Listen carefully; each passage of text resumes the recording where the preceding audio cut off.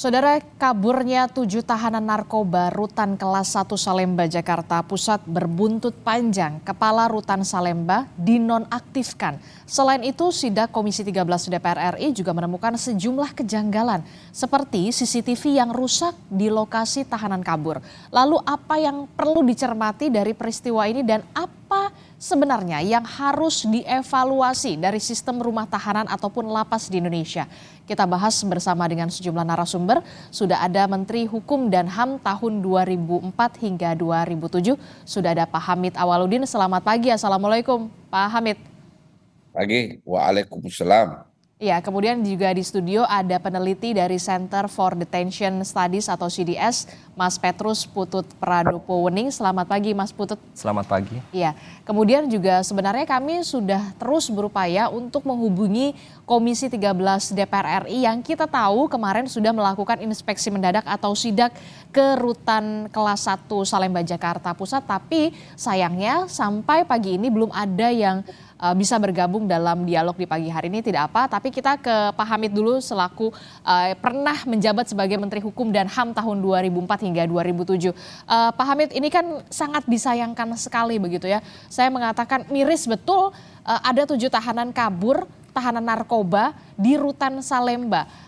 Jadi sebenarnya apa yang terjadi dari peristiwa ini? Ini, Anda lihat siklus.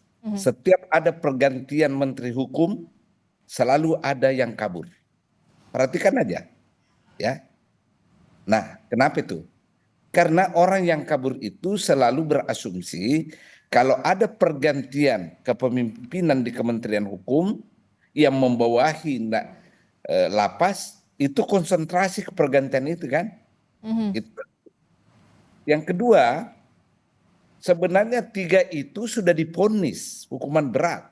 Tapi apa efeknya ketika ada pergantian kepemimpinan sama tahanan yang kabur? Patternnya menurut Anda sama. Nah, efeknya apa?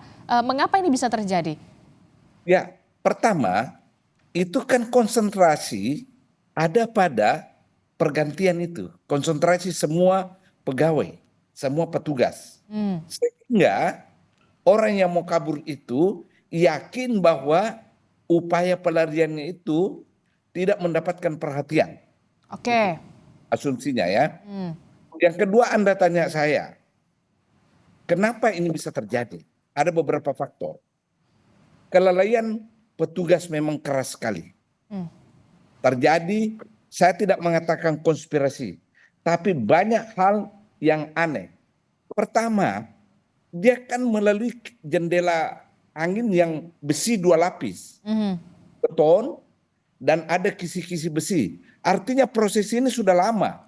Ada proses penggergajian dari dalam yang tidak atau luput dari perhatian petugas.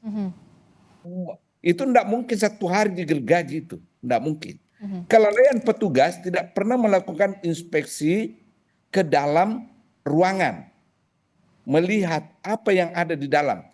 Lazimnya berapa hari sekali harus ada inspeksi tersebut ke dalam sel? Mestinya tiap hari, mestinya tiap hari. Oke. Yang kedua, membobol gorong-gorong tempat mereka melakukan pelarian. Itu tidak mudah juga menggergajinya. Jadi menggergaji dari dalam rangka keluar dari sel, kemudian menggergaji gorong-gorong. Karena itu kan besi beton juga. Kalau itu masih bisa ada pembenarnya, mungkin keropos karena kena hujan ya. Tapi yang dari dalam itu kan luar biasa kelalaian petugas di situ, luar biasa sekali itu. Ketiga, itu kan proses turun dari atas ke bawah pakai sarung. Itu jaraknya mungkin 6 meter katanya. Artinya 6 sampai 7 sarung diikat sehingga mereka lolos. Lolosnya mereka ini sebenarnya tradisional sekali, sampai dengan penjara lain. Yang masalah, kenapa tidak diinspeksi tiap hari itu ruangan, apalagi ini kan ruangan narkoba. Ada 7 orang loh, dan kesalahan berikutnya, mengapa digabungkan orang yang sudah divonis dan tahanan? Kan ada 3 yang sudah divonis kan? Oke. Ada 20 tahun, 18 dan 17. yang lainnya, yang 4 itu masih status tahanan. Oke, di sini ada 3 napi dan Bergabung. 4 tahanan, Pak Hamid. Kenapa? Ada 3 napi dan 4 tahanan. Itu tidak lazim untuk Kenapa bisa digabung? itu tidak boleh Yang sebenarnya ketiga, digabung. mengapa harus di Salemba ini yang sudah diponis? Oke. Mestinya kan dikirim ke Lapas. pemasyarakatan di sebelahnya kan, lapas narkoba, bukan di rumah tahanan. Itu kesalahan yang sangat fatal itu. Sangat fatal itu, nggak bisa dimaafkan itu administrasinya. Kenapa bisa orang yang sudah dan ingat ya, yang diponis itu hukuman berat loh, 20 tahun, berarti statusnya pengedar. Digabung dengan orang yang masih berstatus tahanan. Ada apa? Dengan mudah orang mengatakan, mencurigai bahwa ini ada konspirasi antara pengedar dengan orang yang belum divonis. Itu dulu. Oke, ini kan berarti kalau menurut Anda dari analisa Anda, ini kan tidak serta-merta secara spontan. Tidak. Ini Tidak. sistematis, perencanaan yang matang ini. Perlu perencanaan yang matang. Perencanaan yang matang adalah, pertama, bagaimana mereka tahu bahwa mereka bisa lolos melalui gorong-gorong. Oke. Jalurnya mereka tahunya dari mana? Itu yang informasi dari mana begitu ya, sampai ada gorong-gorong yang keluar dari situ. Ya, pasti mereka bisa dengan mudah bolak-balik ke sana melihat kemungkinan menggergaji besi gorong-gorong. Yang kedua, jarak dari pintu keluar sampai tiba di ujung sana itu kan 6 meter. Dia pasti pelajari bahwa dia bisa hidup dengan berjalan atau membungkuk di gorong-gorong. Itu butuh perencanaan yang matang itu dan perhitungan yang jeli. Berarti ada orang yang melakukan survei dari luar tentang gorong-gorong itu. Berarti ada pihak lain dari luar yang kemudian juga turut serta untuk berperan membantu kaburnya 7 tahanan ini. Iya, saya yakin. Oke, itu kan dari pihak luar. Dari pihak dalam Anda melihat ada indikasi ke sana, karena kita tahu ada beberapa catatan dari Komisi 13 DPR yang mengatakan bahwa CCTV atau kamera pemantau di tempat lokasi 7 tahanan kabur ini tidak aktif. Sangat besar kemungkinan ada permufakatan jahat antara petugas dan orang yang lari ini. Oke. Bagaimana mungkin menggergaji terali, menggergaji besi yang begitu kuat bisa tidak terdeteksi? Kan mestinya setiap petugas itu selalu melakukan inspeksi, penggeledahan di dalam kamar kan, kemudian infrastruktur, termasuk jendela-jendela. Ini kalau dibiarin, dan mestinya mereka tahu yang ada di situ 7 orang. Dia diantaranya gembong narkoba. Jadi tidak gembong narkoba itu gabungan dari segala sifat, ya, licik, sangat berani, dan punya resources uang yang dia bisa pakai memobilisasi orang untuk melakukan permufakatan jahat. Dia ini bukan kriminal biasa yang hanya memiliki keberanian. Ini status narkoba itu, penjahat narkoba itu licik, berani dan cerdas dan punya uang. Istilahnya kasta paling tertinggi lah ya, Pak Hamid. Ya, kasta paling tinggi dalam kejahatan. Oke. Yang pengedar ya, yang pengedar. Untuk gembongnya, Anda melihat ini tidak hanya soal kelalaian, tapi ada indikasi pembiaran di sana? Pasti ada pembiaran. Karena durasi waktu yang dia pakai pasti tidak singkat. Dia biarkan. Oke, baik. Kalau Mas Putut sendiri, apakah Anda sepakat soal adanya waktu yang kemudian dipersiapkan, termasuk juga ada pihak luar yang turut serta berperan untuk ikut membantu di aksi 7 tahanan yang kabur, dan juga kalau kita melihat profiling ke-7 tahanan yang kabur ini adalah narkoba, begitu salah satunya adalah gembong narkoba, mereka punya resources yang kuat. Bagaimana dari analisa Anda?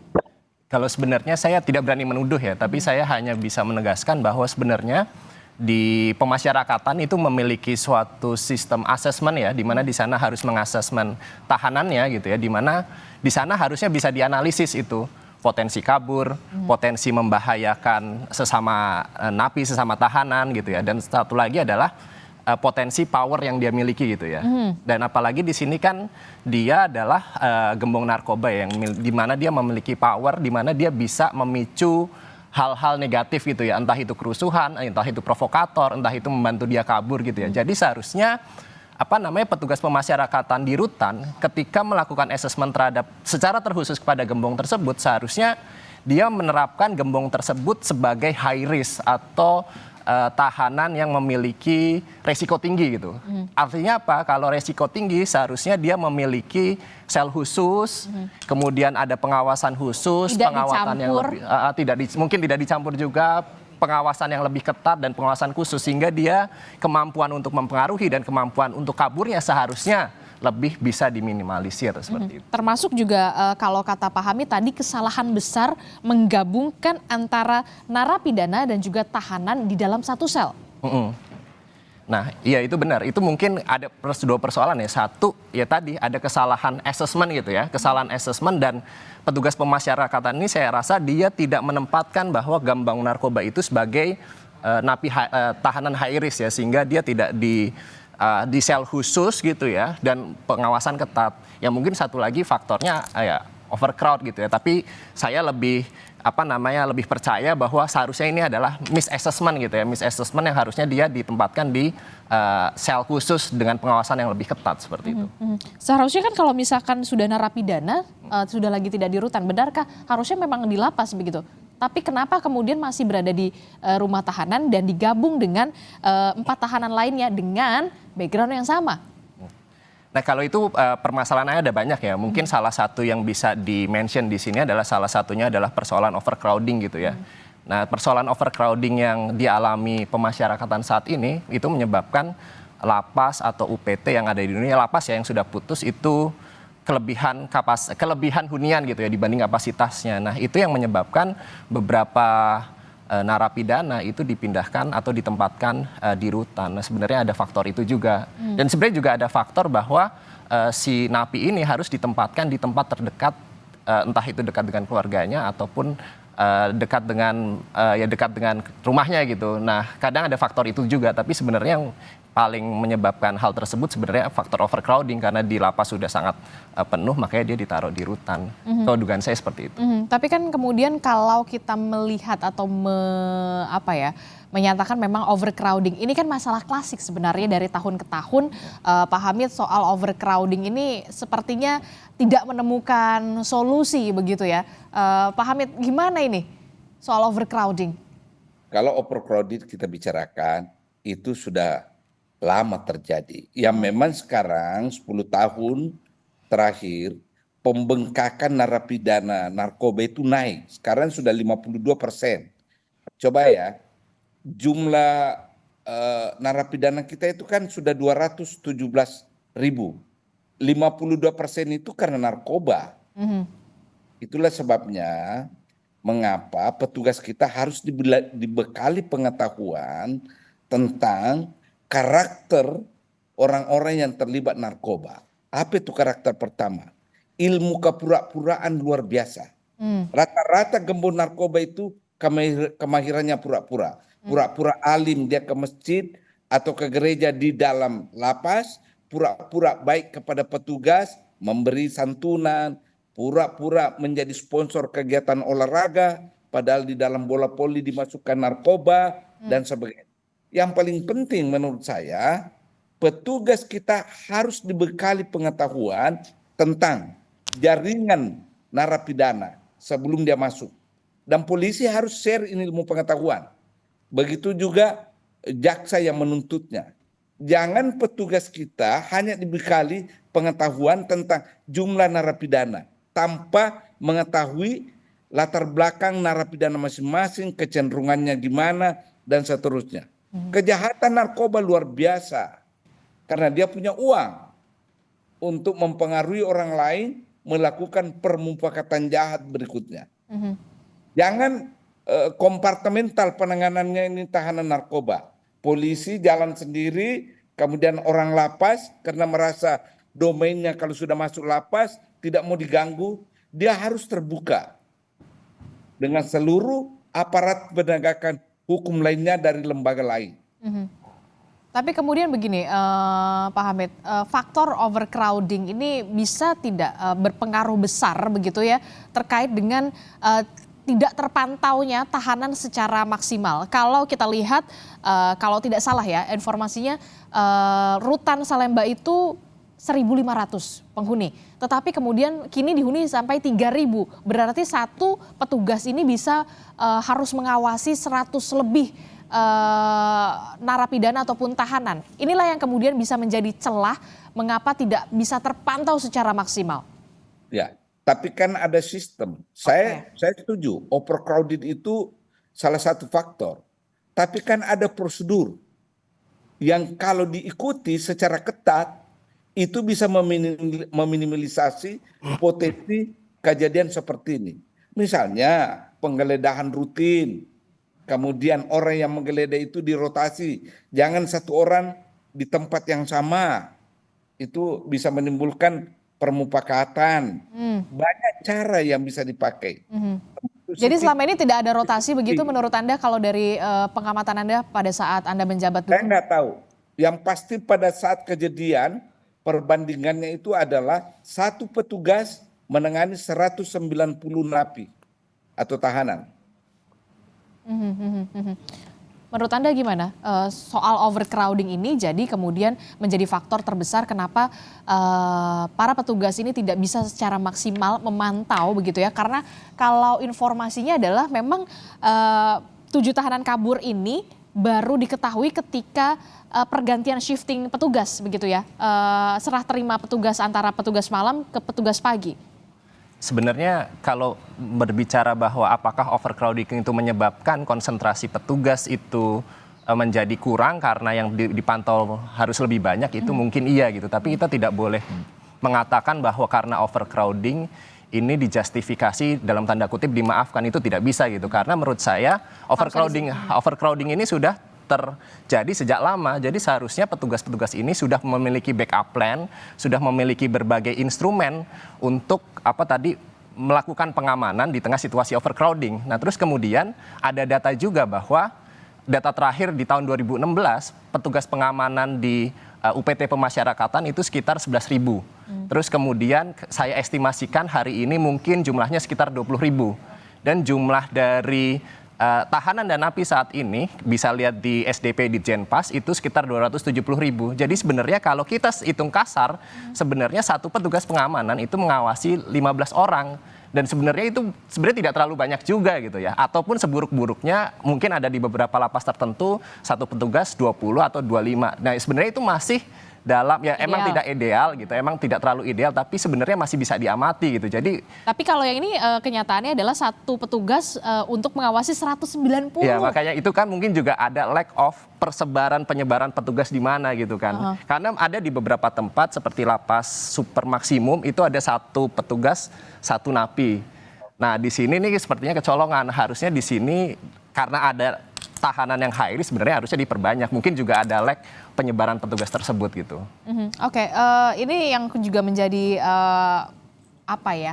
pertanyaan kita semua ya Pak Hamid ya. Sebenarnya kok bisa gitu ya, kebetulan begitu ya, CCTV atau kamera pemantau ini tidak aktif, apalagi di lokasi di mana 7 tahanan kabur. Ada apa ini? Jangan dijawab dulu Pak Hamid, kita akan jeda dulu. Usai jeda kami kembali di Sapa Indonesia Pagi. Tetaplah bersama kami. Saudara masih membahas soal bagaimana evaluasi yang harus dilakukan secara cepat dan juga segera terkait dengan adanya tahanan yang kabur di rutan kelas 1 Salemba Jakarta Pusat. Kondisi miris ini menjadi bahan evaluasi yang memang harus dilakukan secara cepat.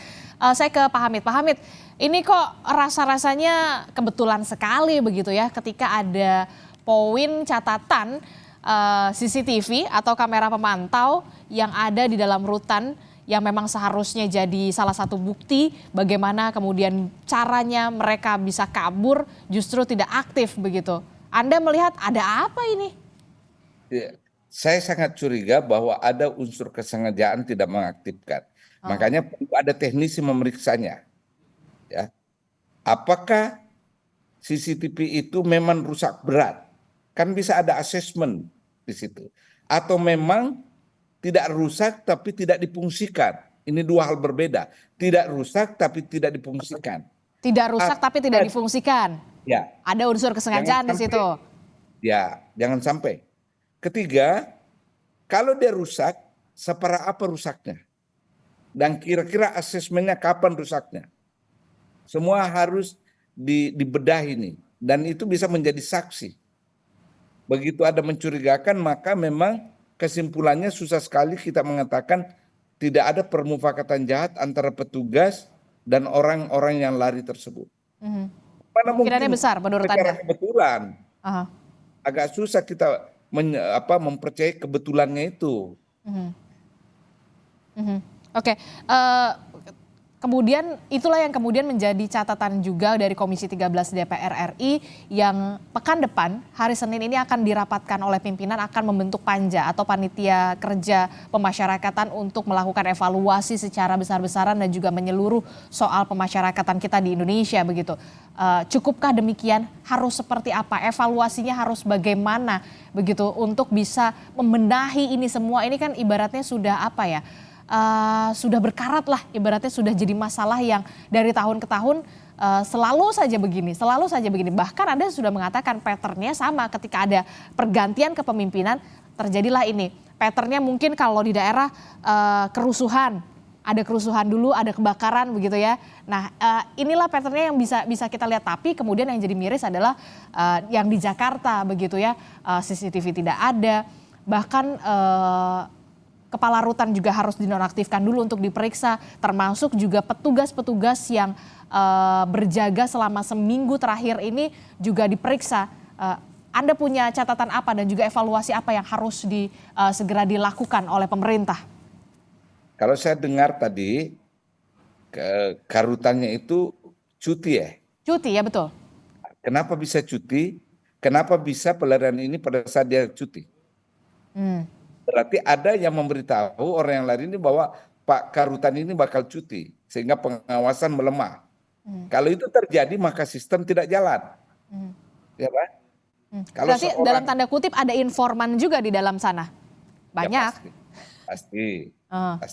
Terus? Tidak mungkin semua ini diketahui oleh lapas hanya cuti karutannya.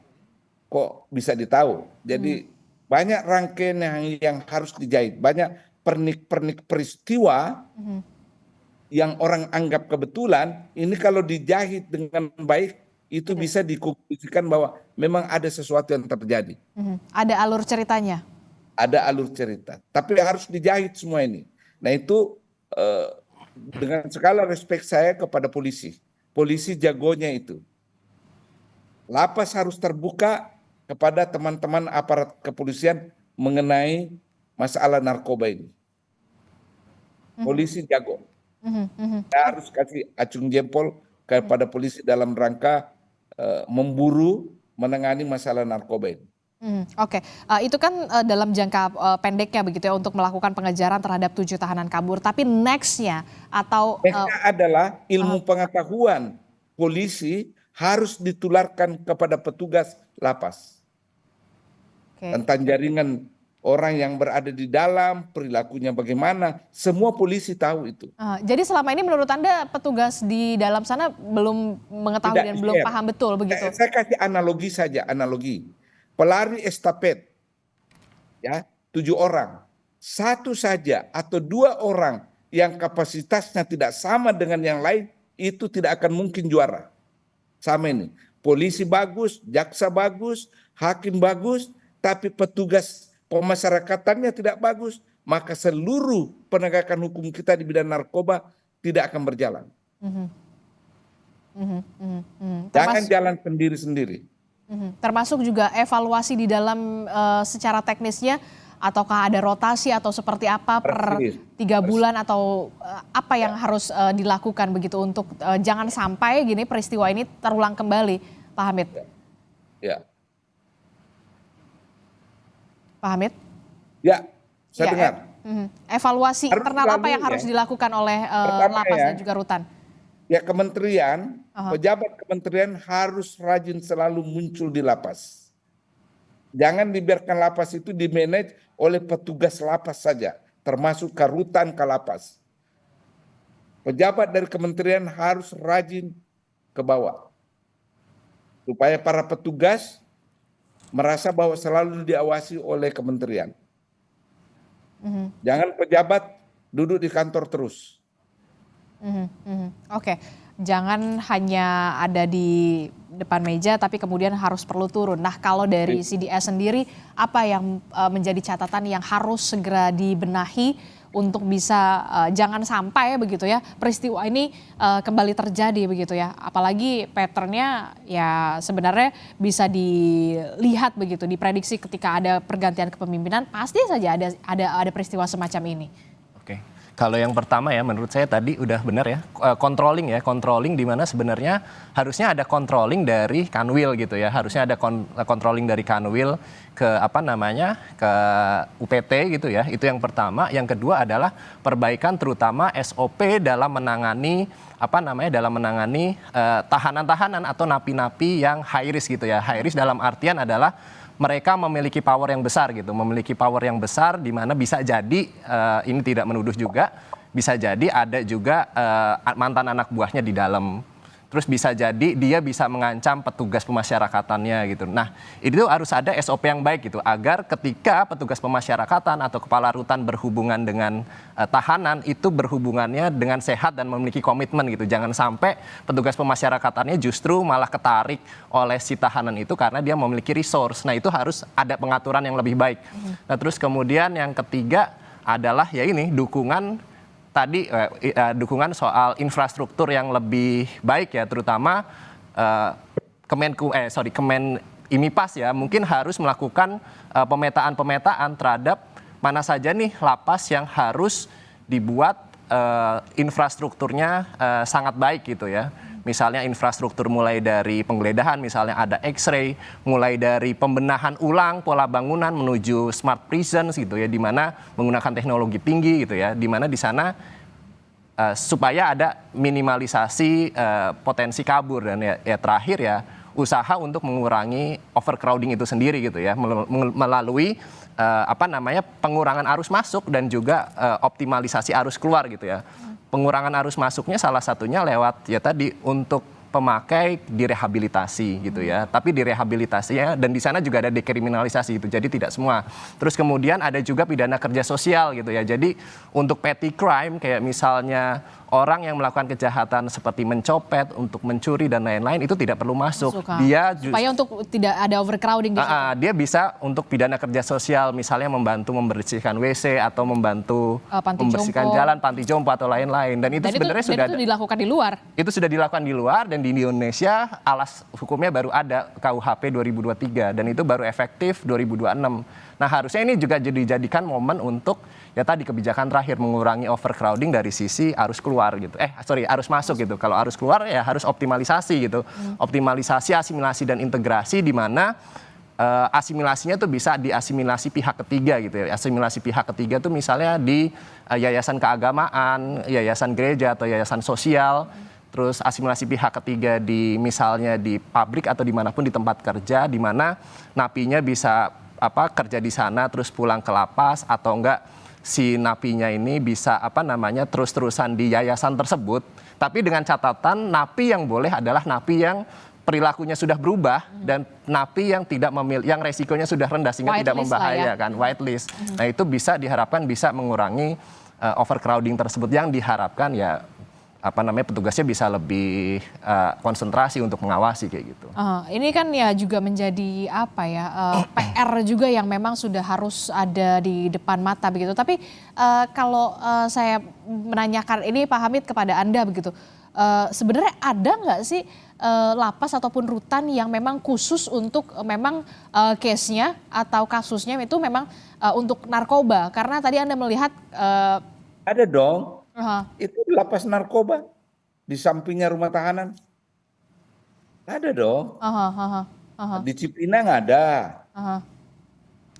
Ada khusus narkoba yang high risk itu. Dan itu memang harus security-nya benar-benar harus tinggi Ya. betul begitu ya, Ya. Pak? High security. Oke, terakhir menurut Anda apa ya, overcrowding ini jangan sampai kemudian balik lagi ke ya kita anggarannya harus ditambah gini segala macam, harus ada mungkin pembukaan lapas baru atau rutan baru. Anda melihatnya ujungnya akan ke sana? Nah, CDS pernah melakukan penelitian ya, bahwa jika untuk membangun hunian sebanyak overcrowdingnya, jadi CDS memperkirakan bahwa di 2025 itu, di akhir 2025 jumlah lapas itu, jumlah penghuninya sekitar 300. Sementara saat ini jumlah kapasitasnya hanya sekitar 145.000. Itu kan banyak banget kan yang harus ditambahin kan. Kalau melalui penambahan hunian itu sangat tidak mungkin. Kami pernah memprediksikan itu membutuhkan dana sekitar 25 triliun dalam waktu 2 tahun. Nggak mungkin gitu. Jadi yang dijadikan jalan ya tadi, menekan arus masuk melalui rehabilitasi untuk pengguna narkotika, bukan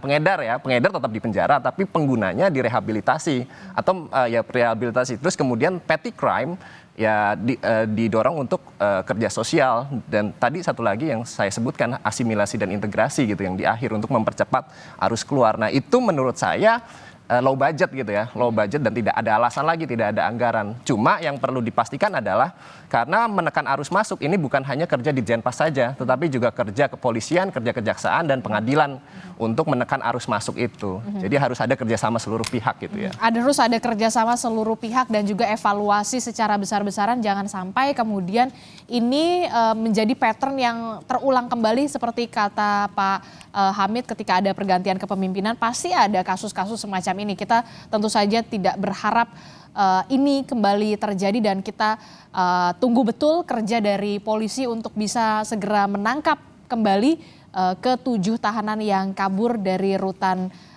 kelas 1 Salemba, Jakarta Pusat. Terima kasih Menteri Hukum dan HAM tahun 2004 hingga 2007, Pak Hamid Awaludin, terima kasih. Dan juga ada peneliti dari Center for Detention Studies, CDS, Mas Putut. Terima kasih juga telah bergabung bersama kami di studio. Selamat pagi Bapak-Bapak, sehat selalu. Assalamualaikum.